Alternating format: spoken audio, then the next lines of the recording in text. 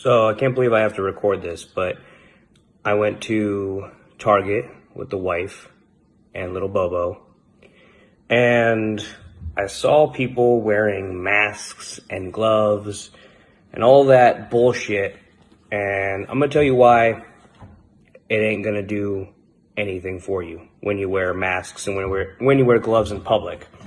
So, first off, N95 masks. Everybody has seen N95 masks. Everybody's heard about them now. People are selling them from all over the place. Number one, N95 masks have to be specially fitted to your face. There's multiple sizes, so when you just buy N95 masks off the internet or over the counter or whatever, they have to actually be fitted directly to your face. And there's a special test that's done to make sure that it actually fits you.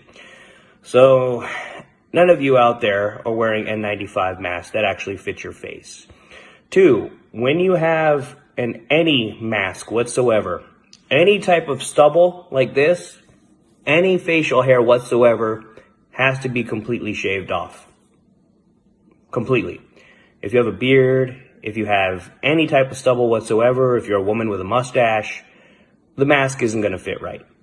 So that is a moot point right there of you even wearing a mask if you have any type of beard, because it has to seal against your face.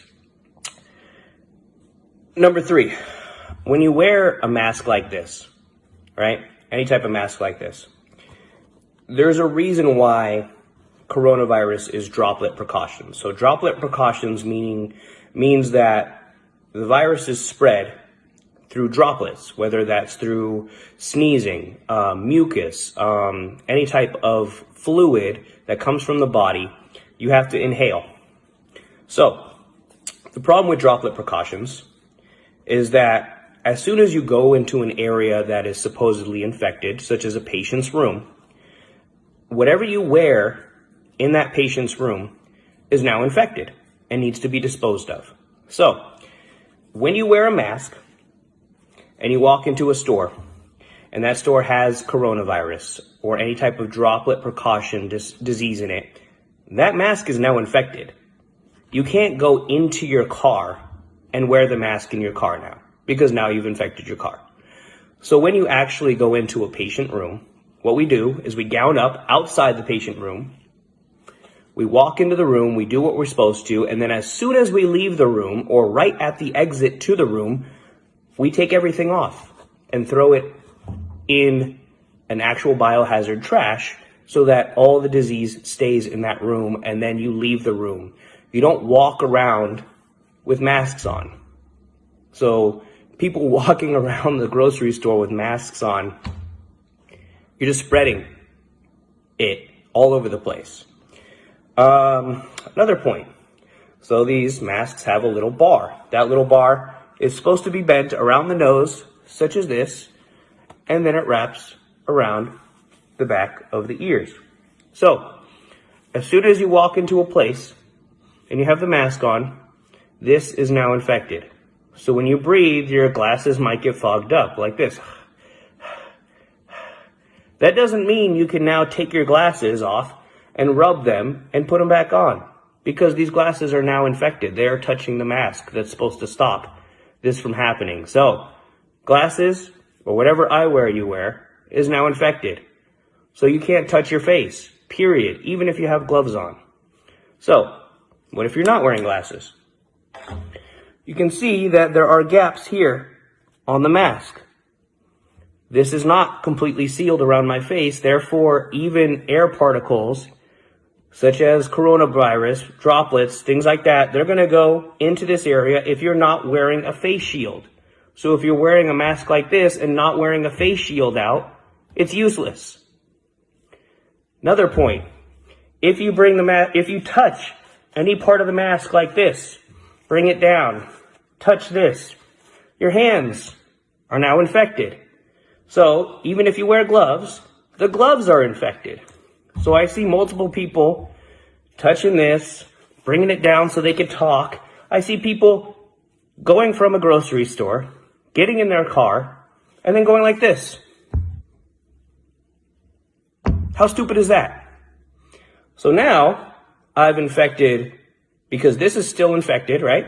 This is still supposedly supposed to protect you or block all the coronavirus. So all the coronavirus is blocked on this, right? So now I'm driving around with this thing around my neck.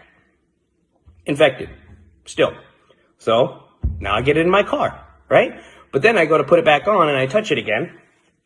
I bring it up here. Again, infected. Gap here, gap here. Not gonna help.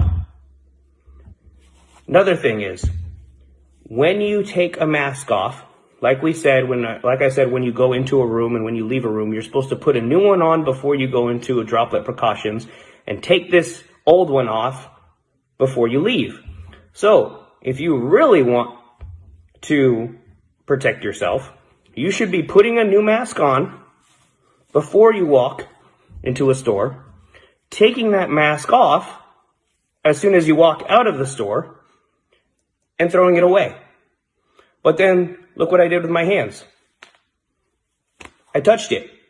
So, your hands need to be sanitized or washed as soon as you take it off. So, when you reach your hands into your pocket to get your sanitizer, you just infected your pants or your pocket that the sanitizer is in. So, the other thing I've seen is people that actually take some sort of scarf or whatever and cover their face with their hand, like this. Like somehow that's going to be useful, covering their hand like this. I don't even understand how stupid you can be. You're touching things, then you take your hand and you cover your face. Like somehow putting a piece of material in between your hand and your face, or putting a piece of material between, your hand and your face is going to block any disease from getting into your face. You're actually making it worse. You are putting yourself at greater risk for it. Next thing, I can go on. Next thing, if you wear gloves, right? If you're wearing any kind of gloves, because this is the new thing, wearing gloves everywhere, because they think that's going to help. So, you wear gloves, and you got a mask on, and you're touching things in the store, or anything like that, your gloves are infected. So, when you take money out of your wallet, your keys in your hands, your AirPods, because I see people putting their AirPods in, these are all infected now. They're all covered in coronavirus because your little hands touched them. So, if you feel the need to wear gloves, when you take them off,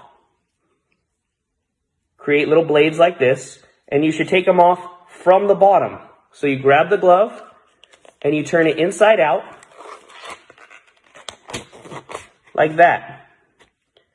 Then the other hand, you can't grab the glove, that's infected. You have to stick your thumb in there, and turn them inside out. So you're touching the inside. And then, you still have the mask on. You then have to take the mask off and throw the mask away. And then sanitize your hands again. So you can see that even if you're required to wear a mask in public, even if you have to wear gloves in public, it ain't gonna help. So, besides the fact that this whole 6 foot away thing has allowed people to be absolute assholes to each other, screaming about the 6 foot away thing, it's also made a bunch of idiots who think that these masks are somehow going to protect them out in public. They don't. Leave them for actual medical providers that need them in the freaking hospital. Same with the gloves. They're not going to help you.